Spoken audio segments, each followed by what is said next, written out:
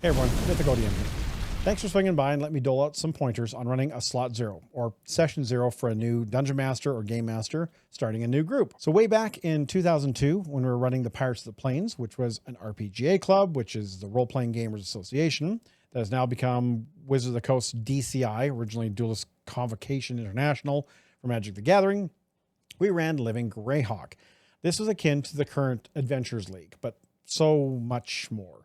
One day I may chat about it. We started using warhorn.net, a site that has been essential in organizing mass gaming conventions and game days for so many systems such as Pathfinder Society, Starfinder Society, Adventures League, and Shadowrun missions.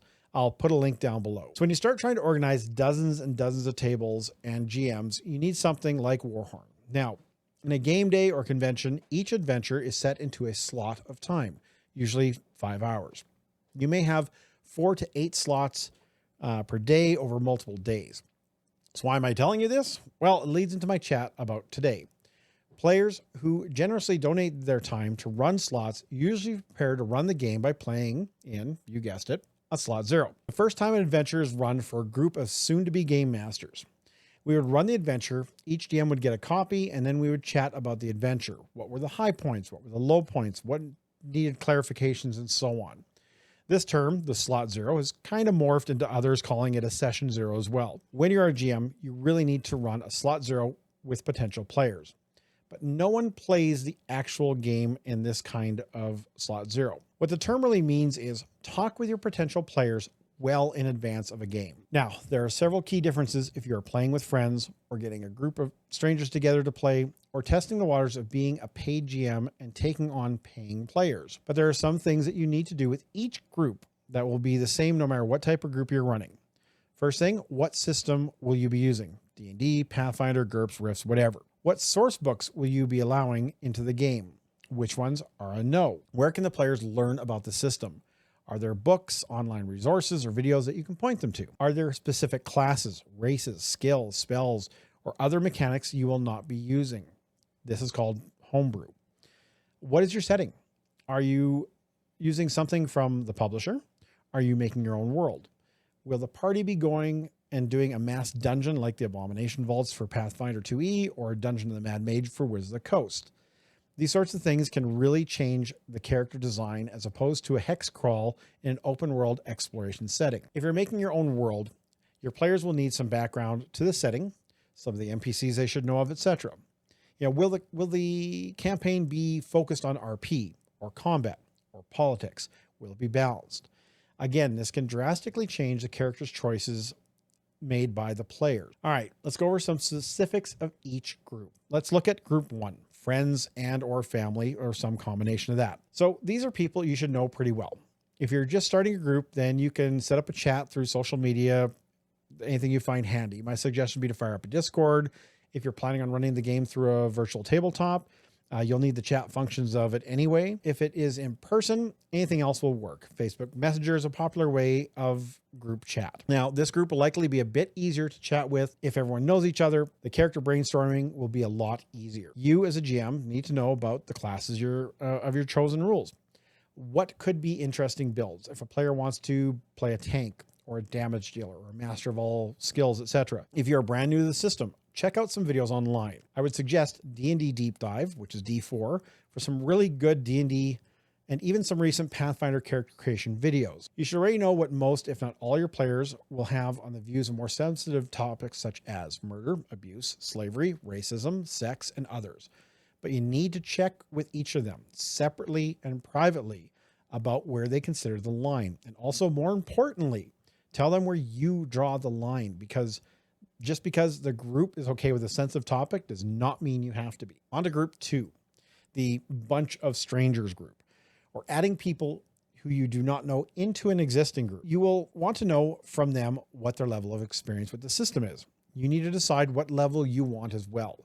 If you're fine with any level, this is more for you to know what you're getting into. If you're looking for a certain level of familiarity with the game, then you need to be very upfront about it. Nothing is more frustrating for both a player, a GM, or group expecting a specific level of knowledge from the new player and it's not there. The next thing, you'll need to get them up to speed if you're adding them to an existing campaign. What is the current group doing? Is there a character type that would be helpful to the group? What you do not need. Again, this boils down to character choices for creation. As with the first group, you need to have a chat with them about the boundaries of potential players.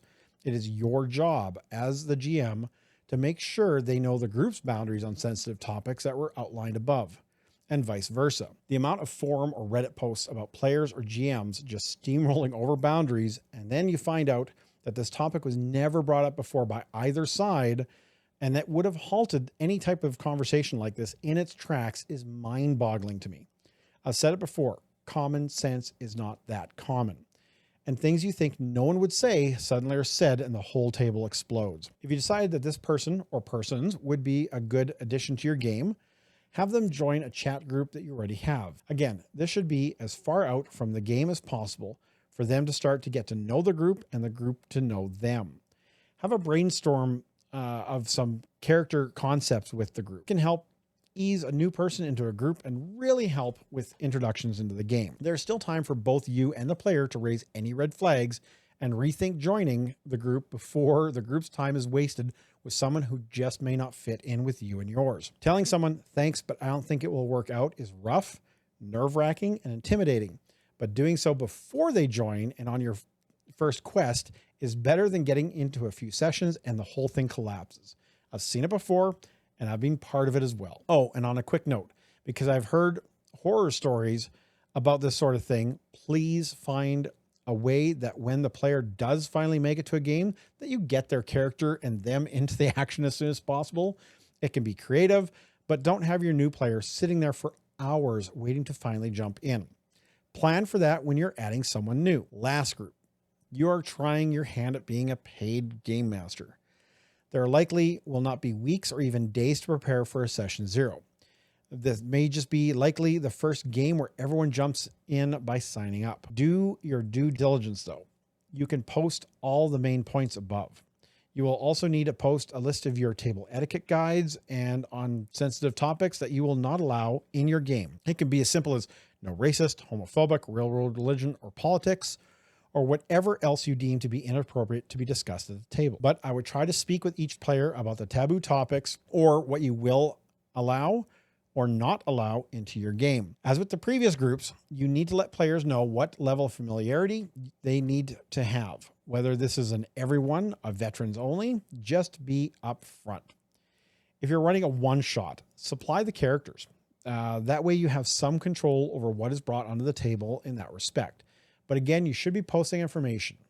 Most played games are scheduled, so you should have some time before game to chat with your potential players. For a paid session, I would expect the GM to have a Discord server for voice and a full VTT if this is an online game. Again, this is extremely important to let everyone know. Fantasy Grounds requires a laptop computer to run for instance. I would also expect that if I am paying for an ongoing campaign, that the first game is a free slot 0, where players can try out the game, the VTT if you're using one, etc.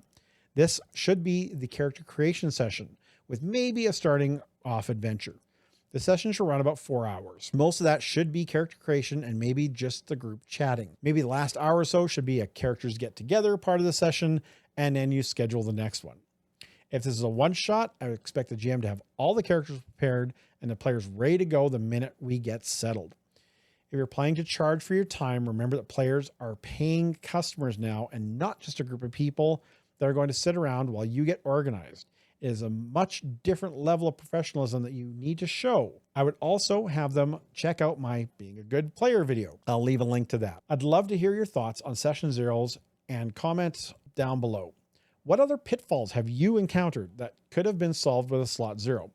What types of things should you ask players in your session 0? Let me know down below. In conclusion, the slot 0 is just an incredibly important tool in your kit. Just taking the time before the adventure begins to get your table organized and some guidelines set will in the end save you a lot of headaches and really help to launch your game successfully. I do hope new GMs take this to heart and run these before they dive into the group. As always, thanks for spending your time with me in your quest of becoming a better game master. If you're interested in more content, please like and subscribe below and click the bell for notifications on new videos.